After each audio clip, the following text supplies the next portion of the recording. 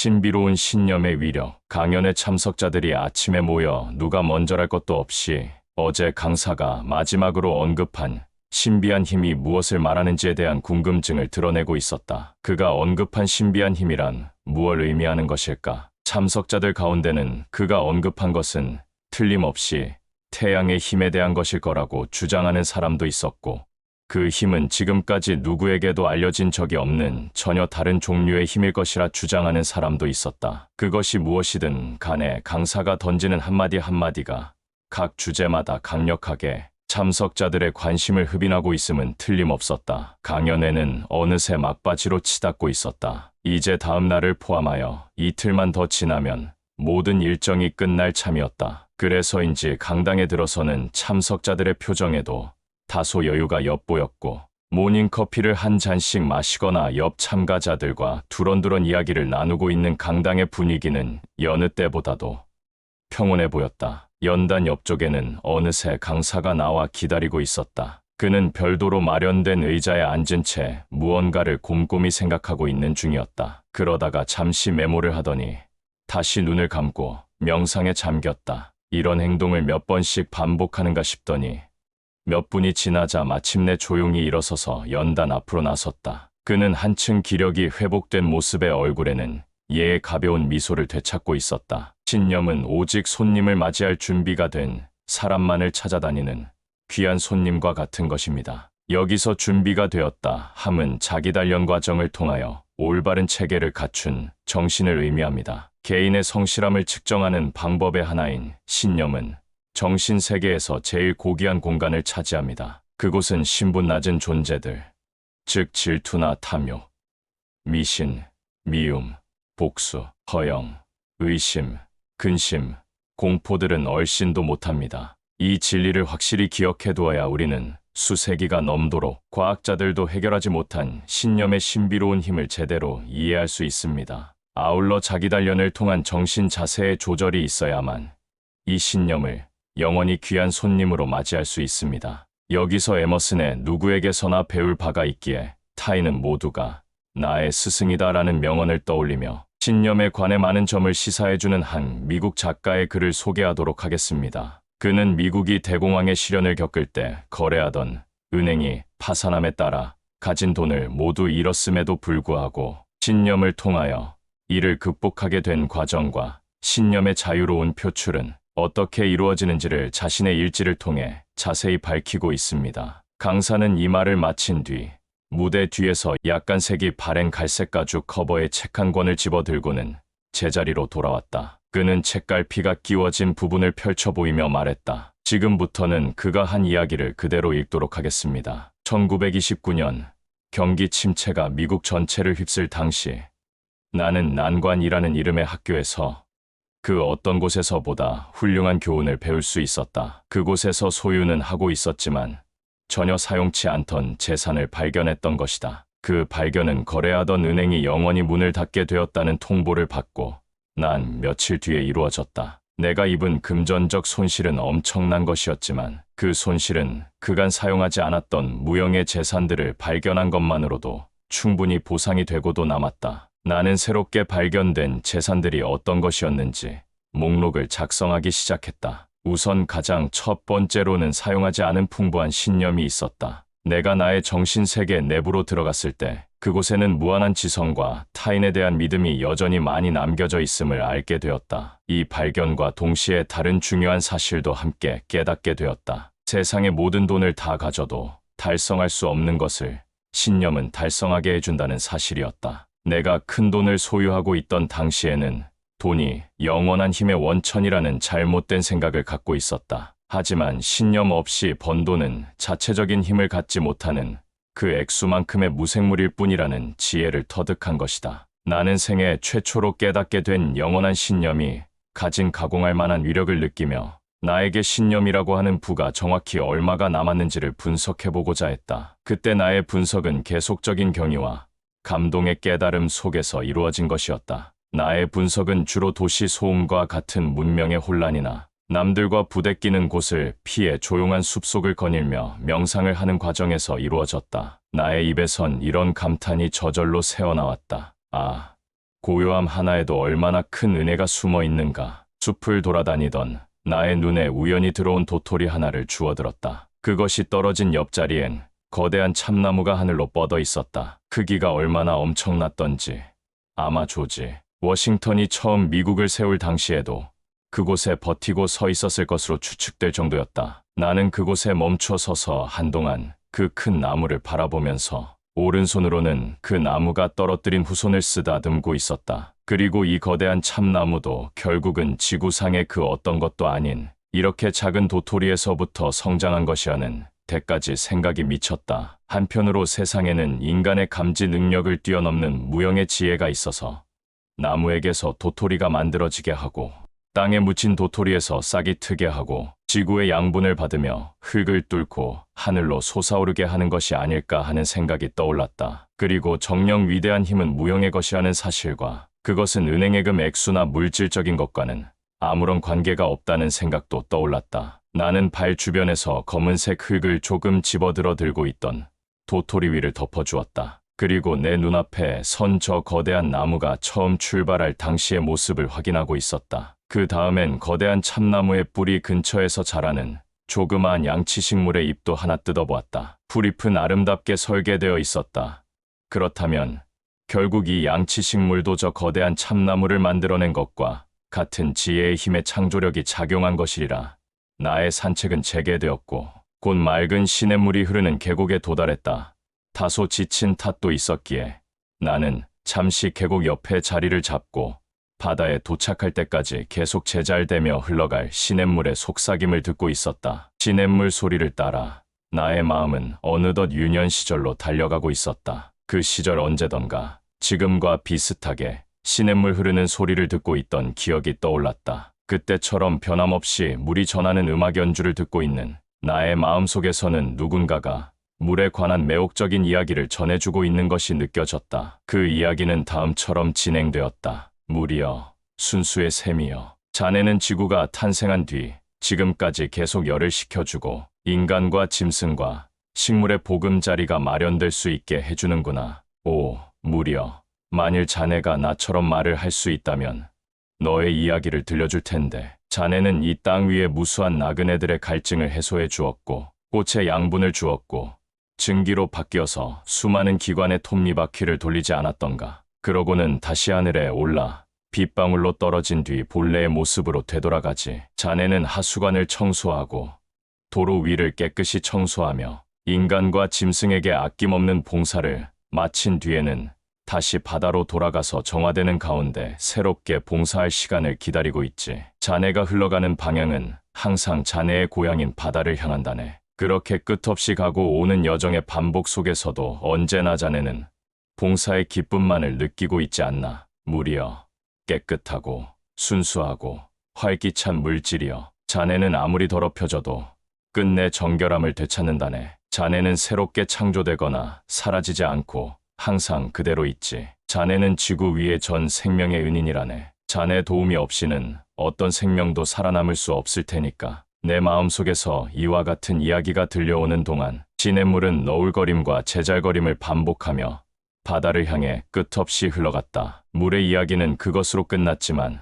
나는 이미 훌륭한 지혜에 근접한 커다란 교훈을 얻은 뒤였다. 내가 깨우친 것은 작은 도토리로부터 거대한 참나무를 만들어내고 인간의 힘으로는 흉내도 낼 수 없는 세련되고 미적인 솜씨로 양치식물 잎을 창조해낸 무한한 지성의 위력이었다. 어느덧 나무의 그늘이 늘어지고 하루가 저물고 있었다. 그때 나의 시야에는 지평선 위로 뉘엿뉘엿 넘어가는 석양이 들어왔다. 그 순간 나는 태양 역시 이 훌륭한 가르침의 일부를 차지하고 있다는 사실도 깨달았다. 만일 태양이 빛을 비추지 않았다면 도토리는 참나무로 자랄 수 없었을 것이다. 또 태양의 도움이 없다면 시냇물은 영원히 바다에 갇혀 있어야 할 것이고 지구의 생물들도 생존할 수 없었을 것이다. 석양을 바라보면서 떠오른 이러한 생각들은 태양과 물과 지구 위 생명체 간에 존재하는 낭만적인 친밀성이라고 하는 교훈을 깨우친 부분에 이르러 그 감동도 절정에 이르렀다. 이들 간의 낭만에 비교한다면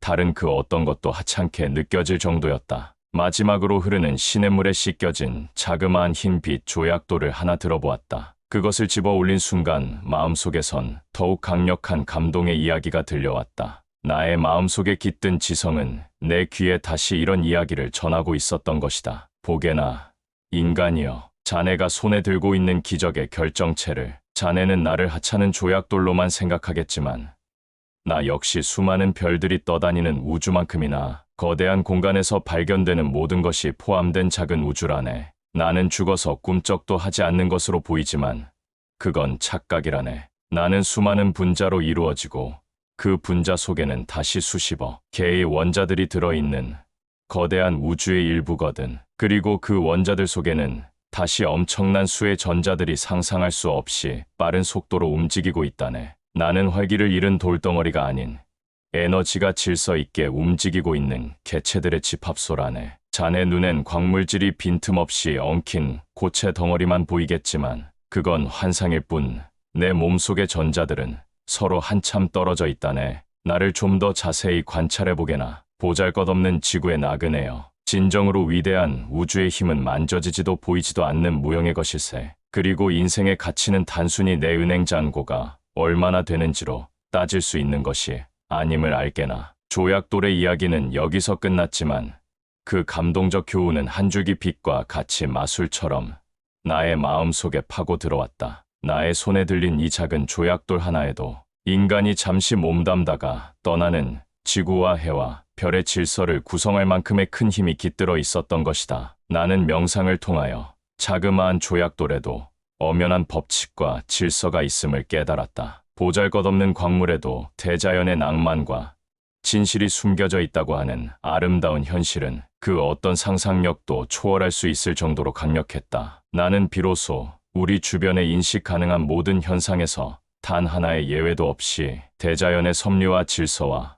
목적의 증거들이 드러나 있음을 깨닫게 되었다. 그 순간 비로소 나는 무한한 지성의 근원에 대한 신념을 간직하게 된 것이었다. 대자연의 무한한 지성이 나무와 시냇물의 진리를 밝혀주는 동안 피곤한 영혼을 숲속의 고요함에 맡긴 채로 그것을 보고 듣고 느낄 수 있었던 그 경험은 정녕 아름다운 경험이었다. 그 전까지는 살아오는 동안 내 신념의 근원인 무한한 지성이 그토록 가까이 접근해 있다는 사실을 미처 느껴보질 못했다. 어느덧 초저녁 별이 반짝일 때까지 새롭게 발견한 낙원에 머물러 있던 나는 마지못해 발기를 돌려 냉혹한 규칙에 끌려다니는 노예처럼, 그리고 무수히 많은 사람들이 피어치도 않은 물질을 소유하기 위해 다투는 도시로 돌아와야만 했다. 그리고 지금 나는 수많은 책들로 둘러싸인 서재에 들어서서 타이프가 놓인 책상 앞에 앉아 오늘 겪은 체험담을 글로 남기기 시작했다. 문득 외로움이 밀려 들어왔는데 그것은 바로 몇 시간 전에 내 옆에서 무한한 지성의 힘을 빌려 영혼을 씻어주던 시냇물 소리들이 그리워졌기 때문이다. 무한한 지성에 대한 나의 믿음은 앞으로 영원히 변치 않을 것이다. 그 믿음은 맹목적인 것이 아닌 자신의 창조물과 우주의 질서 속에 표현된 모습 그대로의 것을 세밀히 검토한 뒤에 생성된 믿음이기 때문이다. 예전에 나는 신념의 근원을 잘못된 방향에서 찾고 있었다. 나는 인간 행동이나 인간관계, 은행계좌 또는 물질적인 것에서 그것을 찾고자 했다. 하지만 나는 작은 도토리에서, 거대한 참나무에서, 자그마한 조약돌에서, 양치식물의 잎에서, 흙에서 그것을 찾을 수 있었고, 대지를 비추고 바다를 순환시키는 태양에서, 초저녁별에서, 그리고 대자연의 품에서 그것을 찾을 수 있었다. 나의 무한한 지성은 인간 사이의 투쟁보다도, 무력에 빠져 달려드는 모습보다도 고요한 명상 속에서 더욱 쉽게 자신의 모습을 드러내고 있었음을 이 자리를 통해 밝혀두는 바이다. 내 은행 계좌는 한순간에 사라지고 거래하던 은행은 파산했지만 신념으로 가는 지름길을 찾았기에 나는 그 어떤 백만장자도 부럽지 않다. 나를 떠받치는 이 힘만 있다면 필요한 물질들은 언제든지 채워 넣을 수 있기 때문이다. 아니, 오히려 나는 그 어떤 백만장자들보다 부자다. 물질적 부자들은 더 많은 재산을 축적하려고 은행 계좌나 중권 시세표에만 주의를 기울이겠지만 나는 내부에서 무한정 솟아나는 힘의 근원에 의존할 수 있기 때문이다. 나의 힘의 근원은 내가 숨을 쉬는 공기만큼이나 자유롭고 무한하다. 그것을 자유롭게 사용하고 싶을 때는 그저 신념의 힘에만 의지하면 그만이다. 오늘 경험을 통하여 나는 다시 한번 모든 역경에는 그것을 만회하고도 남을 혜택의 씨앗이 들어있다라는 진실을 깨닫게 되었다. 비록 은행 잔고는 한 푼도 남지 않았지만 그러한 역경에는 반드시 부에 이르는 다른 수단의 제공이라는 가치가 숨어 있다는 사실을 깨닫게 된 것이었다. 강사는 읽기를 마친 뒤에 다시 한번 청중 쪽을 응시했다. 지금까지 여러분은 정신력을 조절하여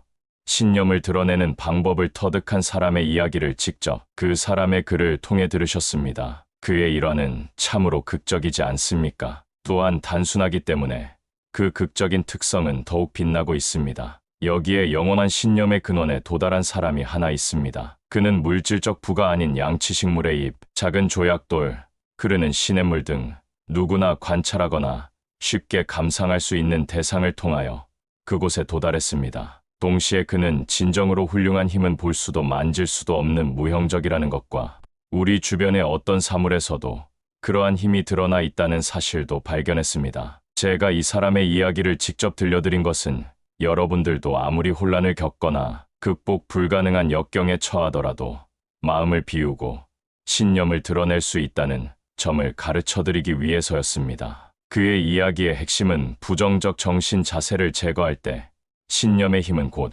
그 자리를 대신한다는 것입니다. 성공 철학을 추구하는 분이라면 모두가 이 중요한 명제를 잊지 않으시길 바랍니다. 신념의 분석. 지금부터는 신념의 분석으로 넘어가도록 하겠습니다. 신념은 그간 과학을 신봉하는 수많은 사람들의 끝없는 분석 대상이 되면서도 아직도 뚜렷한 해답을 얻지 못한 신비로운 힘이라는 사실은 앞서 말씀드린 바 있습니다. 신념은 주로 개인적 성과 달성에 관련되어 등장하긴 하지만 그 4차원적 중요성 때문에 17가지의 성공 철학에서 4번째 위치를 부여해도 무방할 것입니다. 신념은 우리의 목표나 소망 및 목적 등에 결합될 때는 이들을 물질적 또는 금전적 결과물로 전환되도록 하는 것으로서 우리 정신의 영혼의 셈이라고 불릴 만한 것입니다. 지금까지 우리는 훌륭한 힘은 명확한 목적의식, 한 걸음 더 나아가는 습관, 전문 조언과 원리를 활용해야 한다는 사실을 살펴본 바 있습니다. 하지만 그런 훌륭한 힘도 신념이라고 하는 정신 자세와의 결합이 없을 경우는 곧바로 취약성을 드러냅니다. 다음에 알려드리겠지만 신념의 적용은 그 자체만으로 인생의 12가지 기본적인 부의 한 종류를 구성합니다. 신념이 하나의 힘으로 바뀔 때 인류의 문명과 진보를 가져오는 원인이면서 건설적 인간 활동을 이끄는 신비로운 작용을 하기 때문입니다. 앞선 분석에서 신념은 자신의 정신을 완전하게 제어할 능력을 가진 사람이라면 누구든지 적용이 가능한 정신 자세의 하나라고 했던 사실을 상기해 주시기 바랍니다. 다른 말로 인간의 신념은 그에게 완벽한 통제권이 주어지는 단 하나의 특권인 셈입니다. 신념은 준비된 정신 자세를 통하여 그 힘을 발휘합니다. 이때의 준비 과정은 다음과 같은 단계들로 구성됩니다. 1. 개인적 창의력이나 행동을 뒷받침할 만한 명확한 목적의식. 2. 한 걸음 더 나아가는 습관. 3. 신념을 기본으로 한 용기를 지니고 있거나 주어진 목표의 수행에 필요한 자격을 갖춘 전문 조언가. 한 사람 이상과의 유대관계. 4. 두려움, 질투, 탐욕, 증오, 시기, 미신 등과 같은 부정적 감정에서 해방된 정신이다. 긍정적 정신 자세는 12가지 부의 첫 번째 자리를 차지한다는 사실을 기억하기 바람. 5. 모든 난관은 그에 상응하는 혜택도 가져오기에 순간적 좌절을 영원한 실패로 받아들이지 않겠다는 결심. 6. 적어도 하루에 한 번 이상씩 명상이나 의식의 성찰을 통해 자신의 명확한 인생 목표를 확인하는 습관. 7. 우주의 질서를 부여하는 무한한 지성이 있다는 사실과 인간도 노력을 통해 이러한 지성의 힘을 표출할 수 있다는 사실의 인식. 또한 인간의 정신은 스스로 정한 한계나 범위 제한만 없다면 무한대로 확장될 수 있다는 사실의 인식. 8. 실패 경험은 그에 상응하는 혜택을 가져온다는 믿음을 바탕으로 한 과거의 실패나 역경에 대한 반성. 9. 양심과 조화를 이루면서 표현하는 자존심. 10. 모든 사람이 평등하다는 인식. 이상은 신념의 표출을 위해 준비해야 할 정신 자세 중에 중요한 것만을 추린 것입니다. 이들을 갖추기 위해 요구되는 개인적 자질 같은 것은 없고 진리와 정의를 인지하는 지력과 그것의 필요성을 인식하는 능력만 있으면 됩니다. 신념은 긍정적 정신이 함께할 때 활력을 유지합니다. 거꾸로 긍정적 정신은 신념이 있어야 용기와 활력을 찾으며 스스로 전기장과 같은 상태로 바뀌어 개인이 지향하는 사고에 상응하는 물질적 실체들을 끌어당깁니다. 신념은 우리 정신에 풍부한 지력을 제공하여 어떤 하잘것없는 물질이라도 이를 적극 활용하도록 합니다. 그것은 일상에서 적절한 기회만 등장하면 곧바로 그것을 포착하여 우리의 난관이나 좌절이 그에 못지않은 성공으로 바뀌도록 합니다. 신념은 대자연의 비밀을 꿰뚫어보고 자연의 법칙 속에 표현되는 창조주의 언어를 이해하도록 해줍니다. 신념은 인류로 하여금 유익한 발명품을 만들게 하기도 하고 진정한 자유를 획득함으로써 인간관계의 조화를 유지하게도 합니다. 신념은 우리 누구나 마음에 품거나 믿는 바를 성취하도록 해줍니다. 만일 여러분에게 진정한 신념이 있다면 오로지 소망하는 바에만 집중하십시오. 조심할 것은 신념은 명확한 목적의식이 외부적으로 드러난 현상의 하나이기에 가식적인 신념을 가져선 안 된다는 것입니다. 신념은 정신 내부의 안내자입니다. 그것은 무한한 지성의 힘을 빌려서 여러분이 궁극적인 목표 지점까지 이르게 해줍니다. 비록 소망한 바를 직접 가져다 주는 것은 아니지만 그 목표를 성취할 수 있는 곳까지는 틀림없이 안내해 줄 것입니다. 신념 발휘의 14단계 1. 소망하는 것을 정하고 그 대가로 무엇을 줄 수 있는지 정한다. 이 목표물을 획득하겠다는 염원 속에서 상상력을 동원하여 스스로가 그것을 벌써 소유한 사람인 것처럼 그려본다. 실제로도 그것을 획득한 사람처럼 행세한다. 명심할 것은 인간이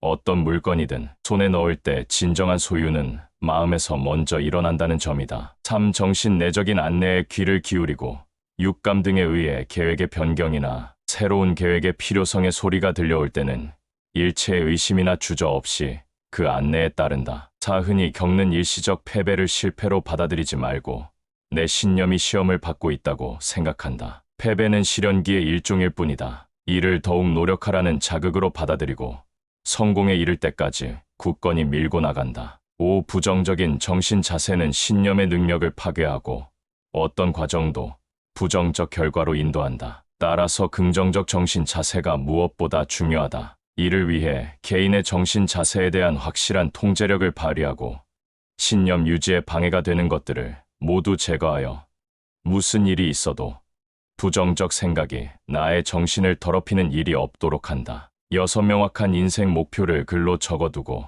매일 명상함으로써 신념이 발휘될 기회를 마련한다. 7. 내 인생 목표의 달성이 앞에서 설명했던 인간의 자발적 행동을 이끄는 9가지 기본 동기들과 가급적 많이 연관되도록 한다. 8. 명확한 삶의 목표를 달성할 경우 얻게 되는 혜택이나 이점의 목록을 작성하고 늘 그것들을 머리에 떠올려서 성공의 의식화가 이루어지도록 한다. 9. 나의 인생 목표에 공감을 표하는 사람들, 즉 여러 면에서 나와 조화를 이룰 수 있거나 격려를 해줄 수 있는 사람들을 가급적 많이 사귄다. 10. 명확한 인생 목표의 달성으로 나아가는데 도움이 되는 행동이라면 아무리 사소한 것이라도 하지 않고 지나치는 일이 없도록 한다. 활동하지 않는 신념은 죽은 것임을 명심해야 한다. 11. 주변에 자신에 대한 믿음을 통해 성공한 사람이 있다면 그를 페이스를 조절해주는 사람으로 삼고 처음엔 따라가다가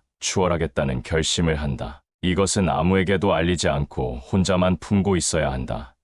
신념은 허영이나 자만과는 아무런 관계가 없다. 쓸데없는 자랑은 성공에 치명적이다. 12. 신념에 관한 책이나 포스터, 표, 기타 동기부여가 될 만한 자료들로 주변을 장식한다. 번영과 성공의 분위기 속에서 지내다 보면 의외의 성과를 이룰 수도 있다. 13. 불쾌한 상황을 회피하거나 도망치지 않도록 한다. 그러한 상황은 언제든지 다시 일어날 수 있는 것이기에 미리 대응 전략을 세워두도록 한다. 결과를 두려워하지 않고 상황에 대처한다면 이미 그 싸움은 절반은 이긴 것이나 마찬가지다. 14. 가치 있는 것은 모두 대가를 요구한다는 점을 깨닫자. 신념에 대한 대가는 마치 군대에서 병사에게 요구하는 것과 마찬가지로 명령의 수행을 위해 항상 깨어 있을 것이다. 이때의 구호는 끈기를 갖자 다. 이상은 신념의 발휘에 필수적인 긍정적 정신 자세의 유지와 발전을 유도하기 위해 반드시 취해야 할 단계들입니다. 이 지시사항을 성실히 지켜야만 금전적인 부와 정신적인 부가 함께 달성될 것입니다. 여러분들도 이것을 정신적 양식으로 생각하시고 매일 반복적으로 행동에 옮기는 생활을 영위하시기 바랍니다. 또 고상한 차원의 정신적 자세를 갖춘 사람들은 누구나 이 과정을 밟고 있기도 합니다. 에머슨은 일찍이 인간의 핵심적 가치는 그가 지닌 사고에 의해 규정된다라고 했습니다. 맞는 말입니다. 현재 존재하는 인간 모두는 바로 어제까지의 사고의 소산인 것입니다. 100년도 더 된 오래전의 일입니다. 시카고 대화재 때문에 시내의 상업지구까지 모두 잿더미로 변하고 난 며칠 뒤였습니다. 하루아침에 생계의 터전을 잃은 상인들이 화재 현장을 찾았습니다. 그 중에는 마샬 필드라는 이름의 상점 주인도 끼어 있었습니다. 필드 씨가 귀를 기울여 보았더니 상인들은 대부분 더 이상의 미련을 두지 않고 서부로 떠나겠다는 의견을 교환하고 있었습니다. 그러자 필드 씨가 그들을 향해 말했습니다.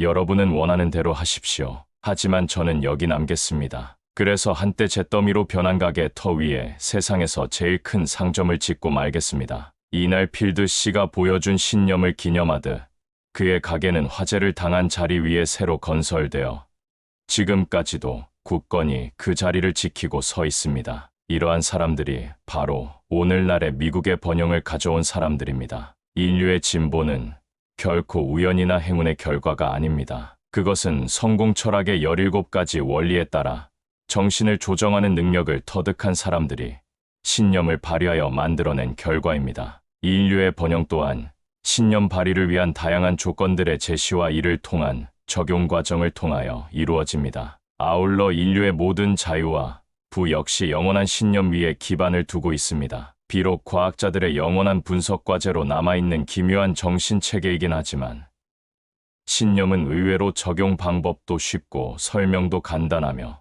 어떤 단계에서도 평범한 사람의 능력을 뛰어넘지 않습니다. 따라서 원하기만 한다면 누구나 이익을 볼 수 있는 인간의 재산 품목 중 하나라고 해도 좋을 것입니다. 긍정적 정신 자세의 중요성. 신념은 긍정적 정신 자세가 바탕이 된 명확한 목적의식에서 출발합니다. 그리고 긍정적 정신 자세는 목표 달성을 위해 물리적 행동으로 옮겨지는 순간부터 그 힘을 발휘하기 시작합니다. 인간의 자발적 행동은 9가지 기본 동기 중에 하나 이상에 의해 유도된다는 이야기는 앞서도 밝힌 바 있습니다만 우리의 소망 역시 이것과 연계해서 추구한다면 신념을 발전시키는 것도 그리 어렵지 않을 것입니다. 가령 사랑을 예로 들어봅시다. 흔히 사랑에 빠진 사람은 자신의 감정의 신념이라는 날개를 달아 이를 신속히 행동에 옮깁니다. 이때 그의 행동은 12가지 부의 한 종류인 사랑의 활동으로 분류될 수 있습니다. 그런가 하면 물질적 부의 축적에 정신을 집중하는 사람은 그것을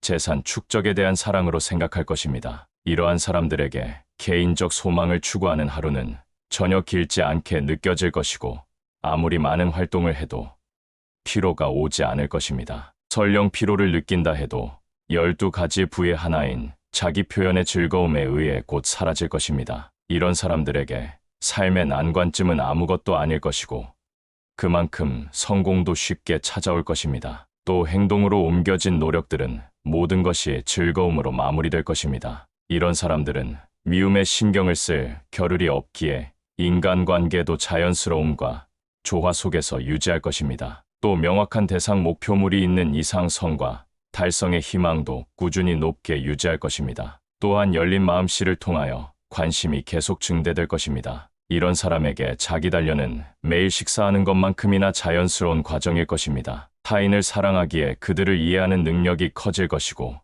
기꺼이 축복을 나누어 주려 할 것입니다. 이런 사람들일수록 두려움에 대해서는 아는 바가 없습니다. 두려움은 신념에 취약하기 때문입니다. 이로써 12가지 부는 모두 그의 것이 됩니다. 신념은 창조주와 맺은 관계에 대해 표현하는 감사의 일종입니다. 반대로 두려움은 악의 존재를 인정하는 것이고 창조주에 대한 믿음이 부족함을 드러내는 것입니다. 인생의 위대한 부는 지금까지 언급된 4가지 원리를 이해하는 데에서 시작됩니다. 이 원리는 인간의 사고력과 영혼이 지닌 비밀스러운 마법의 열쇠를 얻기 위한 알파와 오메가이자 주춧돌이기의 성공 철학의 비포라 불릴 만합니다. 이 마법의 열쇠를 현명하게 사용하는 순간부터 여러분은 진정한 자유를 얻게 됩니다. 마법의 열쇠를 획득한 사람들, 혹시 인간의 위대한 내적 힘, 즉 신념의 발휘로 성공을 거둔 사람들은 누가 있습니까? 라는 질문을 하실 분이 계실까봐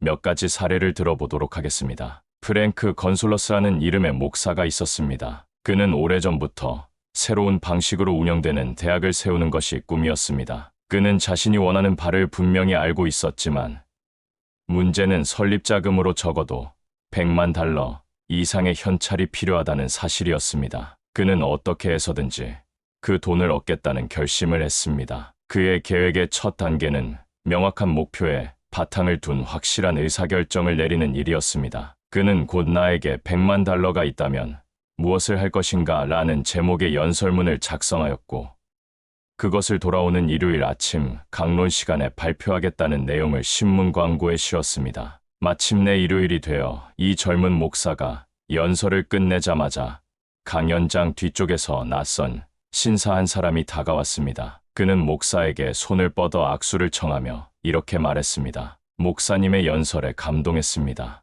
내일 아침 저희 사무실로 오시면 원하는 100만 달러를 드리지요. 이 신사는 당시 미국 최대의 통조림 회사인 아머앤컴퍼니의 창립자 필립 아머 씨였습니다. 그리고 그가 목사의 손에 건네준 선물은 미국에서 가장 우수한 대학 중의 하나인 아머공과대학을 짓는 기초가 되었습니다. 여기서 젊은 목사가 꿈을 이룬 비결은 무엇이었을까요?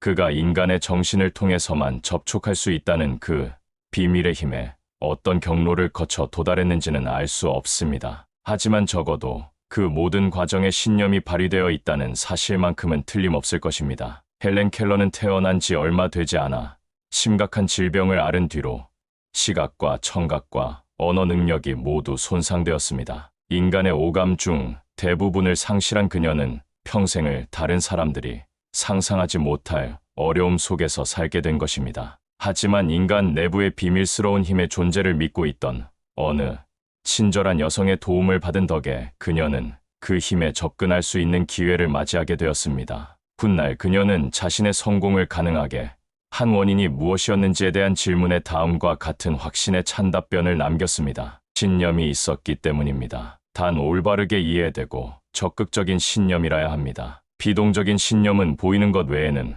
보거나 찾으려 하지 않는 눈과 같은 것입니다. 적극적 신념은 두려움을 느끼지 않습니다. 그것은 하느님이 나를 배신하여 어두운 세상에 홀로 남겨두었다는 생각을 하지 않도록 합니다. 그것은 절망을 부인합니다. 따라서 아무리 연약한 인간이라도 신념으로 강화된 정신만 있으면 어떤 재난도 극복할 수 있습니다. 행동이 따르는 신념은 헬렌 켈러가 장애를 이기고 훌륭한 삶을 찾을 때 가장 큰 도움을 준 도구였습니다. 그녀는 신념을 적극적으로 적용하여 말하는 법을 배웠습니다. 또 신념을 통하여 청각과 시각 능력을 촉각으로 전환하는 법도 배웠습니다. 신체적 핸디캡이 아무리 커도 신념만 있으면 얼마든지 제거하거나 극복할 수 있다는 모범을 보인 것입니다. 단, 그 힘은 오직 정신의 내적 힘을 거쳐야 이룰 수 있는 것이기에 우리 스스로 직접 찾아야 할 것입니다. 인류 역사를 돌이켜보면 많은 위인들이 자신의 신념을 마법의 열쇠로 활용하여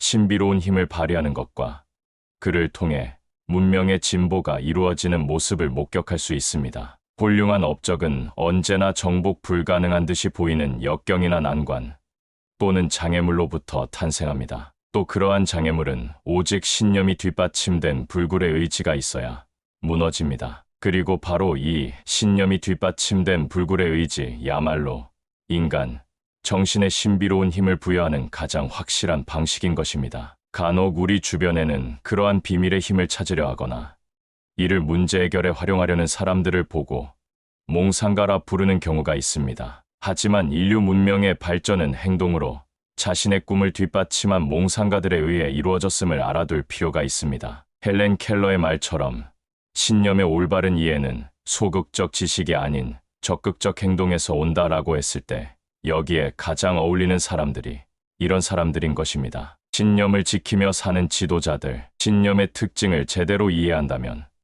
그것의 신비로운 힘은 주로 일반적인 상식을 초월한 문제 해결이 요구될 때나 특별한 위기 상황에서 흔히 등장한다는 것을 알 수 있습니다. 또한 그것에 대적할 상대가 없을 정도로 강력한 힘을 발휘하는 것도 그런 위기 상황에서입니다. 이를 잘 보여주는 사례는 1988년 국내 정치 문제로 인하여 투옥된 미얀마의 민주주의 운동가인 아웅산 수지 여사로부터 찾을 수 있습니다. 그녀의 아버지는 조국 독립을 이끈 유명한 공로자였지만 딸이 2살이 되기 전에 정적의 손에 암살당했습니다. 그 뒤로 수지 여사는 학업 문제로 몇 년간 외국에 머물렀습니다. 옥스퍼드에서 대학을 마친 수지 여사는 영국인과 결혼하여 아이를 낳은 뒤 정치적 부패로 혼돈 상태에 빠진 미얀마로 돌아왔습니다. 귀국하던 날부터 그녀는 비폭력 민주주의를 주창하여 많은 추종자들을 끌어들였습니다. 그러나 그녀의 대중적 인기와 그녀가 이끄는 야당이 전국 규모의 선거에서 연승을 거두는 것에 위협을 느낀 군사정부는 그녀를 감금하고 일체의 가족이나 친구들과 접견을 금지시켰습니다. 그러나 아웅산 수지 여사는 결코 자신의 신념을 굽히지 않았을 뿐 아니라 독재 정부와 어떤 타협에도 불응했습니다. 이러한 그녀의 업적을 기리기 위해 1991년 10월 노벨상 위원회는 그녀를 노벨 평화상 수상자로 선정했습니다. 그때부터 전 세계인은 그녀의 민주적 권리를 지키기 위한 투쟁에 관심을 쏟기 시작하였고, 미얀마를 강권 통치하는 군사정부가 그녀에게 일체의 해를 입히지 않도록 세심한 주의를 기울이게 되었습니다. 지금까지 무려 15년간의 가택연금과 일시적 해금이 반복되는 동안에 그녀는 여전히 조국의 완전한 해방과 민주주의의 재건이라는 희망 속에 살고 있습니다. 헬렌 켈러의 말처럼 위기를 피하는 신념은 보이지 않는 것은 보거나 찾지 않는 눈, 즉 피동적 신념일 것입니다. 실제로 진정으로 위대한 지도자들은 자신의 내적 힘을 발견하고 그것을 적극적으로 이끌어내고 활용함으로써 거친 황무지와 같은 곳도 민주주의의 요람으로 바꾸었기에 세상의 부러운 시선을 한 몸에 받을 수 있었던 것입니다. 두려움에서 벗어나 신념의 길을 선택하라. 우리는 위대한 지도자들이 어떤 업적을 남겼는지 잘 알고 있습니다. 또 그들의 리더십이 어떤 것이었는지도 알고 있으며 그들의 활동을 통하여 현대인이 누릴 수 있게 된 축복의 성격과 범위가 어떤 것인지도 잘 알고 있습니다. 그런가 하면 앤드류 카네기와 같은 위대한 예견자들이 있었기에 개인적성과 달성의 철학이 오늘날까지 보존되고 있다는 사실도 잘 알고 있습니다. 그럼에도 불구하고 불행한 것은 자신의 장애가 어떤 것이고 극복해야 할 문제점이 무엇이며 어떤 신념 하에 행동을 취해야 하는지를 알고 있는 사람이 그리 많지 않다는 점입니다. 분명한 사실 한 가지는 개인이 이루는 성과는 극복해야 할 위기와 대체로 비례한다는 점입니다. 위대한 지도자들이 인류의 미래를 위해 행동을 취하면 늘 수많은 다른 사람들의 반대에 부딪힙니다. 정작 그들의 업적을 통하여 혜택을 입는 당사자들은 반대하던 그 사람들이라는 아이러니가 생성되기도 합니다. 그런데도 그들이 반대를 거듭하는 것은 그만큼 신념이 부족하거나 새롭고 친근하지 않은 것을 무조건 회의하고 의심하는 그들의 버릇 때문입니다. 우리는 삶에서 위기를 겪을 때면 종종 갈림길에 서기도 합니다. 여기에는 두 갈래 길이 있는데 그 한쪽 표지판에는 신념이, 다른 쪽 표지판에는 두려움이 쓰여 있습니다. 두 가지 중 오직 하나만 선택해야 한다면 여러분은 어떤 길을 택하시겠습니까? 이렇게 분명한 진실을 눈앞에 두고도 대다수의 사람들이 두려움의 길을 가는 이유는 무엇일까요? 선택이 오로지 개인의 정신에 맡겨져 있는데도 말입니다. 신념의 길을 따르는 사람은 진정한 믿음이 있는 사람입니다. 그리고 일상적 경험과 세부적 문제에서 신속하고도 용기 있는 판단을 내려서 그것을 점점 발전시키는 사람입니다. 반면에 두려움의 길을 따르는 사람은 긍정적 정신의 강화를 게을리하다가 자기도 모르게 그렇게 되고 만 사람들입니다. 워싱턴에는 지금도 휠체어를 탄 거린들이 한 손에는 깡통을 한 손에는 연필 몇 자루를 들고 이를 팔거나 국어를 통하여 생계를 유지하는 모습을 볼 수 있습니다. 만일 그들에게 왜 그렇게 사느냐고 묻는다면 대부분이 다리를 쓰지 못하는 장애 때문이라고 말할 것입니다. 하지만 그들이 그런 말을 한다는 것은 적어도 그들의 두뇌는 멀쩡하다는 사실을 보여주는 것입니다. 다시 말해 그들은 충분히 건강하고 튼튼한 삶을 영위할 수 있는 사람들입니다. 하지만 그들은 두려움의 길을 선택했고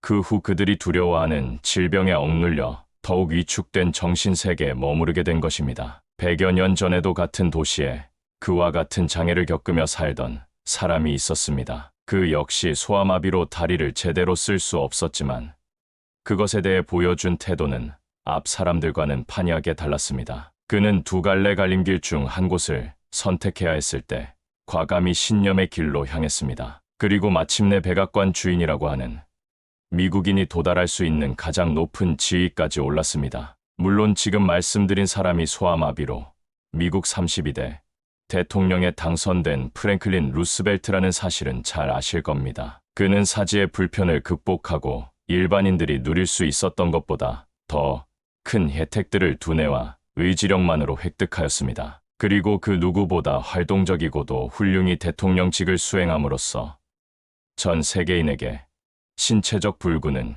개인적 성과 달성에 전혀 방해물이 되지 않는다는 사실을 보여주었습니다. 같은 조건에서 두 유형의 사람들이 대처하는 방식은 전혀 달랐습니다. 이 차이는 어째서 발생한 것일까요? 그것은 오로지 개인적 정신 자세에 관련되어 있습니다. 즉, 한 유형은 두려움을 인도자로, 다른 한 유형은 신념을 인도자로 택했던 것입니다. 여러분에게 다시 한번 다음 사실을 명심하시길 부탁드립니다. 어떤 사람들이 삶에서 최고 지위에 올라설 때 다른 사람들이 빈곤의 나락으로 떨어지는 이유는 정확히 그들의 상대적 정신 자세를 반영하기 때문입니다. 높은 지위에 올라선 사람들은 신념이라는 고차원적 길을 선택한 것이고 다른 사람들은 두려움이라는 저차원의 길을 선택한 것입니다. 여기에 그들이 처한 환경이나 학력, 경험 또는 개인적 재능 따위는 거의 문제가 되지 않습니다. 토머스 에디슨은 초등학교를 다닌 지 3개월 만에 너무나 아둔하여 교육이 불가능하다는 통지서를 받아들고 집으로 돌아와야 했습니다. 그때부터 그의 인생은 얼마든지 불황자나 무의도식자의 삶을 살 가능성이 충분했고 실제로도 한동안 그런 모습을 보이며 살아가야 했습니다. 그는 어느 회사의 사원으로 일한 적도 있고 신문과 조잡한 일상용품들을 팔며 살기도 했으며 한때 잡화상을 운영하기도 했습니다. 하지만 그 어떤 것에서도 성공을 거두지 못했습니다. 그러다가 토머스 에디슨의 마음속에 모종의 변화가 일어나면서부터는 자신의 이름이 세계 역사 속에 영원토록 남겨지는 사람으로 바뀌게 되었습니다. 그의 성공 원인이 무엇이었는지 정확히 밝혀진 바는 없습니다. 하지만 적어도 몇 가지 특별한 체험 과정을 거치는 동안 그의 정신 내부에 깃든 비밀스러운 힘을 발견했다는 것과 그가 그것을 완전히 장악하고 체계화함으로써 성공을 거두었다는 사실만큼은 분명히 알려져 있습니다. 그 힘은 멍청한 두뇌의 사람을 어느 날 갑자기 전 시대를 거쳐서 가장 뛰어난 천재 중 하나로 바꿔버렸던 것입니다. 그의 발명 덕분에 우리는 전기불을 켜고 유성기의 소리를 듣고 영화를 볼 수 있게 되었습니다. 또 우리는 이 위대한 발명들을 이끈 에디슨의 위대성이 정신 내부의 힘의 인도를 통해서 가능했다는 사실과 그 힘은 우리 같은 평범한 사람도 충분히 끌어낼 수 있다는 사실을 깨닫게 되었습니다. 아울러 부주의에 의해서든 무관심에 의해서든 우리가 이 위대한 힘을 충분히 사용하지 못한다면 이 역시 부끄러워해야 마땅하다는 사실도 알게 되었습니다. 우리 내부로부터 비롯되는 이 비밀스러운 힘의 신비한 특징 가운데 하나는 그것에 우리의 온 정신을 집중하면 언제든지 획득할 수 있다는 것입니다. 이는 달리 말하면 우리가 집중력을 발휘할 때는 실제로 원하는 것을 무엇이든 달성할 수 있다는 의미이기도 합니다. 오프라 윈프리는 처음 방송계에 데뷔할 당시까지만 해도 가장 성공할 가능성이 희박한 연예인 중 하나였습니다. 그녀는 어린 시절 잦은 아동학대와 빈곤에 시달렸고 10대에는 보통의 미국 흑인 가정에서 발견되는 하층민의 한 사람이었을 뿐입니다. 그러나 그녀는 시드니 포이티어와 바바라 월터스의 일대기를 읽고 큰 감동을 받고는 자신에게 숨겨진 재능을 발휘하기 시작했습니다. 그리고 많은 장애물들을 극복하며 성공가도를 달리기 시작했습니다. 윈프리와 같은 성공 사례는 다른 직업과 활동 분야에서도 쉽게 발견됩니다. 이렇게 소수의 사람들이 자신의 분야에서 정상까지 올라서는 동안에 대다수의 다른 사람들은 그저 평범한 수준에 머무르거나 그 이하에서 만족해야 했습니다. 우리는 흔히 성공한 사람을 행운아라 부르는 경향이 있습니다. 물론 그들이 행운을 차지한 것만큼은 맞습니다만 그 행운은 그들 내부의 비밀스러운 힘을 통해 이루어진 것일 뿐입니다. 또한 그 힘은 긍정적 정신 자세, 다시 말해 두려움과 한계의식 등을 떨쳐내고 신념의 길을 따르겠다는 확고한 결심에서 얻어진 것임을 잊어서는 안 될 것입니다. 우리의 신비로운 내적 힘인 신념은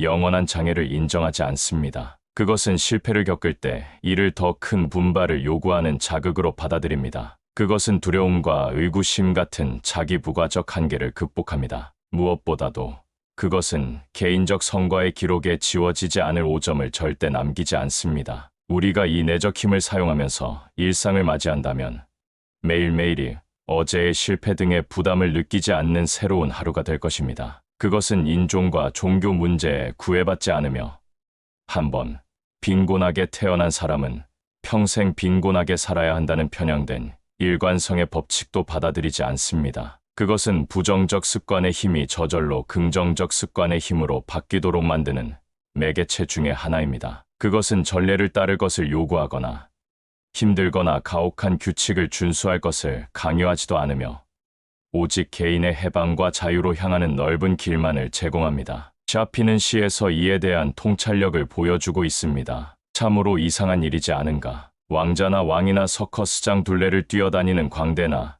그리고 자네나 나와 같은 평범한 친구들도 모두가 영원으로 향하는 길을 닫고 있다는 것이 각자에게 교본이 주어지고 한 개의 돌과 연장이 주어지면 걸림돌이든 디딤돌이든 시간이 지나기 전 한 가지는 만들어야 한다네. 이 비밀스러운 내재적 힘에 도달할 수 있도록 노력하십시오. 여러분이 그것을 찾는 순간부터 여러분은 진정한 자아를 발견할 것입니다. 그것은 삶의 체험을 활용하여 다양한 혜택을 가져오는 여러분의 또 다른 자아인 것입니다. 그렇게 된다면 여러분이 어떤 계획을 세우고 글을 쓰고 연설을 행하든 그와 관계없이 자유로운 능력 발휘가 가능할 것입니다. 그리고 어떤 직업에 종사하든 과거에 어떤 유형의 실패를 겪었든 이에 관계없이 지속적인 인정과 보상을 보장받을 수 있을 것입니다. 사실 과거의 실패가 무슨 문제이겠습니까? 따지고 보면 에디슨도 실패한 적이 있고 헨리 포드도 라이트 형제도 앤드류 카네기도 실패한 적이 있습니다. 과거 미국의 번영을 수립하기 위해 노력한 많은 지도자들도 무수한 실패를 겪었습니다. 이렇게 여기저기서 많은 실패와 마주쳤지만 그들은 절대 그것을 완전한 실패로 받아들이지 않고 한순간의 패배로만 간주했을 뿐입니다. 하는 일이 힘들어서 포기하는 것은 누구든지 할 수 있습니다. 또 한순간의 패배로 좌절 속에 빠져들어 그곳에서 헤어나지 못하는 것도 누구나 할 수 있습니다. 하지만 이 세상은 그런 나약한 성격의 사람들을 위대한 인물로 키워줄 만큼 한가한 곳이 아닙니다. 진정한 내적 힘에 도달하길 원한다면 자기 연민 따위를 가져서는 안 됩니다. 또한 두려움이나 소심함을 가져서도 안 됩니다. 질투심과 미움도 곤란하고 탐욕과 허영은 더욱 곤란합니다. 여러분의 또 다른 자아는 이 부정적 특성 중